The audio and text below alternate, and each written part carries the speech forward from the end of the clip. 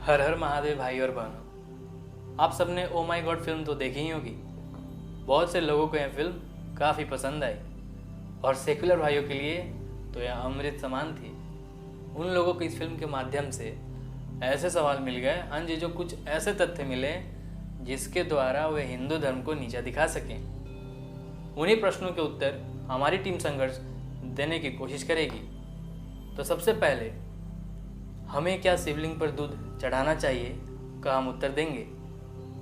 तो जैसा कि हमने फिल्म में देखा ही है कि कांजी मेहता नाम के एक पुरुष एक मंदिर में लाइन में खड़े रहकर शिवलिंग पर दूध चढ़ाने जाते हैं, लेकिन जब वे देखते हैं कि शिवलिंग पर जो दूध चढ़ाया जा रहा है वह असल में बर्बाद हो रही है, तो वे वह दूध किसी गरीब को पिला देते हैं, जो कि बहुत अच्छी बात है। और साथ ही में लोगों को संदेश देते हैं कि शिवलिंग पर दूध चढ़ाने के स्थान पर अगर आप गरीब को दूध पिलाएंगे तो भगवान अर्थात ईश्वर ज़्यादा खुश होंगे। मैंने कहा चलो एक बार इनकी बात मान भी लेते हैं। हाँ जी, मान लेते हैं एक बार, परंतु मेरे एक सवाल का जवाब जरूर दीजिएगा। जो लोग कांजी मेहता बने फिरते हैं ना साहब, आप तब कहाँ थे जब लॉकडाउन के समय लोग 3 से 4 गुना ज़्यादा पैसे देकर शराब खरीद रहे थे? हाँ जी, शराब खरीद रहे थे। तब आपको उन गरीबों की याद नहीं आई? जबकि लॉकडाउन के समय तो लोगों को कुछ खाने को भी नसीब नहीं हो रहा था। तब तो आप लोगों ने उन शराब खरीद रहे महान पुरुषों को जाकर नहीं समझाया कि भाई साहब इन पैसों से किसी गरीब को खिला सकते हो। गरीब को तो छोड़ो, कम से कम अपने बीवी बच्चे को तो खिला सकते हो। परंतु आपने एक शब्द भी नहीं कहा। हाँ जी, एक शब्द अपने मुंह से नहीं निकाला। और निकाले भी कैसे भाई साहब, वो भी तो, हाँ जी, आप भी तो उसी लाइन में थे। ये उदाहरण पसंद नहीं आया? चलिए एक और उदाहरण देता हूँ जहाँ आप पैसे बचाकर गरीबों को खाना खिला सकते हैं। हाँ जी, आप गरीबों को खाना खिला सकते थे, लेकिन आप नहीं खिला पाते। अब महोदय जी, जब आप OMG फिल्म देखने गए थे तब आपने इंटरवल में पॉपकॉर्न और कोल्ड ड्रिंक तो खरीदे ही होंगे। और महोदय जी, अगर आपको पता नहीं है तो मैं बता दूं, जो पॉपकॉर्न, हाँ जी, जो कुड़कुड़ कुड़कुड़ करता है, और कोल्ड ड्रिंक जो गटगट गटगट आप पीते हैं, बाहर 50 रुपये मिल जाते हैं, और लेकिन वही सामान सिनेमा घर में 3 से 4 गुने पैसे ज़्यादा देकर मिलता है। आपको अगर सच में गरीबों की थोड़ी सी भी चिंता होती तो आप कभी भी इतने पैसे बर्बाद नहीं किए होते, बल्कि उस पैसे से गरीब की मदद करते।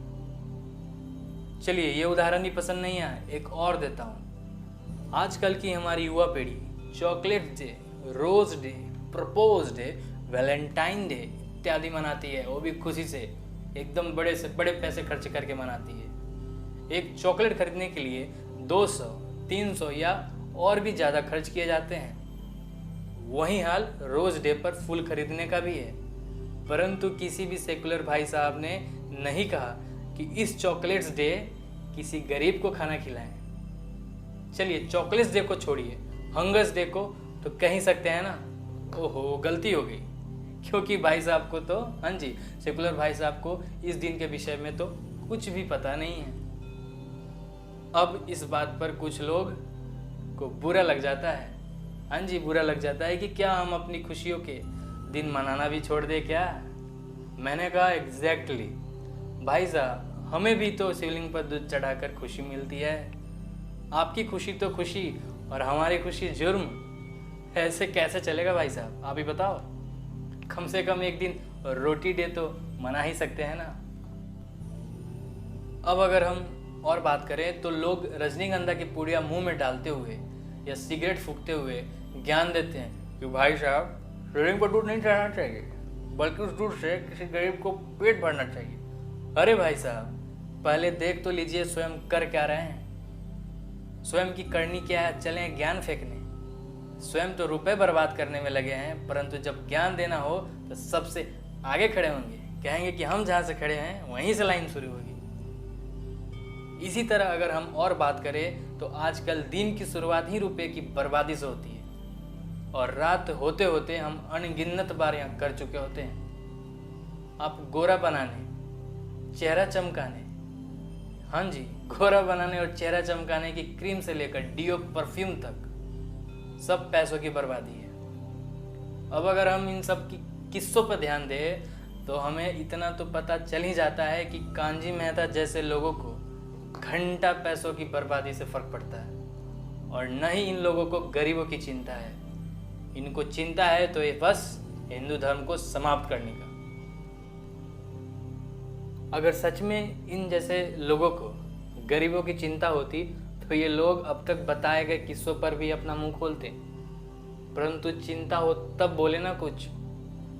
भाई और बहनों, मैं आप सभी से विनम्र निवेदन करता हूँ कि आप इन लोगों की बातों में ना आए।